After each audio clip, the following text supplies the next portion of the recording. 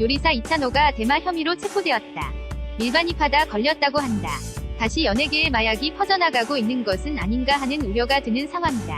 냉장고를 부탁해 출연해 스타셰프로 올라선 이찬호는 이렇게 마약으로 그동안 쌓아왔던 것들을 모두 잃게 되었다. 이찬호 마약 논란은 지난 15일 JTBC 방송으로 알려졌다.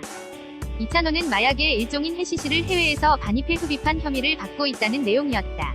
해시시는 대마초를 기름처럼 농축한 것으로 일반 대마초보다 환각성이 더 강한 것으로 알려져 있다. 마약 밀반입 사건은 지난 10월 이찬호가 해외에서 해시시를 몰래 들여오다 적발된 것으로 알려졌다. 당시 이찬호는 마약이 자신의 것이 아니라며 혐의를 부인했다고 한다.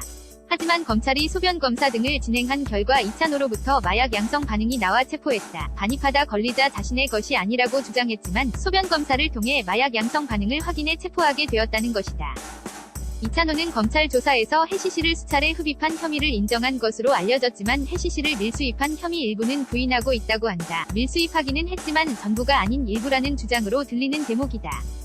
그 양에 따라 형량이 달라질 수도 있다는 점에서 그런지 알 수는 없지만 분명한 사실은 그가 마약 투약을 해왔다는 사실이다.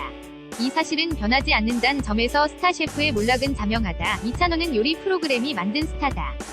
이를 통해 크게 성공한 요리사들이 많다.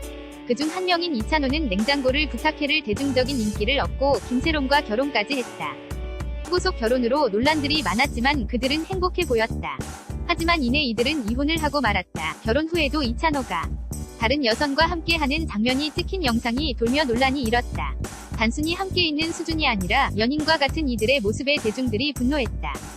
이후에는 김세롬이 이찬호를 폭행했다는 루머까지 나돌며 이들 부부는 끝을 향해 갈 수밖에 없었다. 이혼 후 김세롬은 힘든 시간을 보내야 했다. 방송 복귀를 위해 노력하고 있지만 아직까지 활동을 재개하지 못하고 있다. 이 상황에서 이찬호 마약 논란에 많은 이들은 김세롬이 이혼하기 잘했다는 이야기들이 줄을 잇고 있다.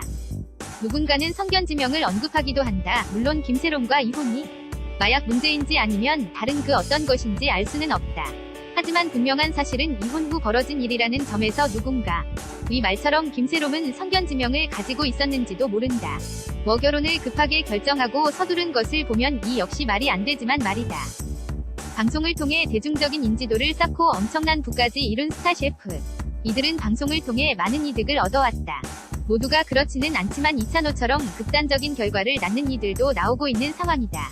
방송 출연은 대중성을 확보하지만 그만큼 책임감도 늘어난다. 이를 망각하는 순간 모두가 파멸로 이어질 수밖에 없음을 알아야 할 것이다. 글이 마음에 들면 공감 눌러주세요.